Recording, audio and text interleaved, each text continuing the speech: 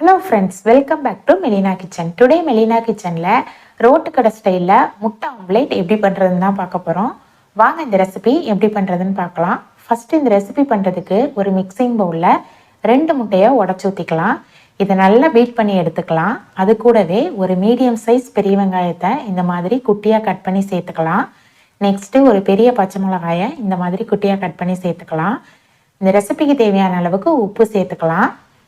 அடுத்ததாக 1/4 டீஸ்பூன் மிளகாய்த்தூள், 1/4 டீஸ்பூன் மஞ்சள் தூள், 1/4 டீஸ்பூன் கரம் மசாலா தூள், 1/4 டீஸ்பூன் மிளகுத்தூள், கடைசியாக பொடியாக கட் பண்ணிய கொத்தமல்லியையும் சேர்த்து இந்த முட்டையை நல்லா அடிச்சுக்கலாம். இப்போது ஒரு தோசைக்கல்லில் 1 டேபிள் ஸ்பூன் அளவுக்கு எண்ணெய் சேர்த்து எண்ணெய் நல்லா சூடானதும் நம்ம அடித்து வச்சுருக்க முட்டையை இதில் சேர்த்துக்கலாம்.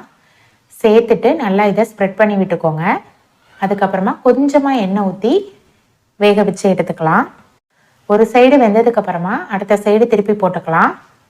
இப்போது முட்டை வெந்துருச்சு. இதை திருப்பி போட்டு கொஞ்சமாக எண்ணெய் சேர்த்தா ரோட்டு கடை ஸ்டைலில் எக் ஆம்லேட் ரெடி ஆயிடுச்சு. இந்த ரெசிபியை நீங்களும் உங்கள் வீட்டில் ட்ரை பண்ணி பாருங்கள்.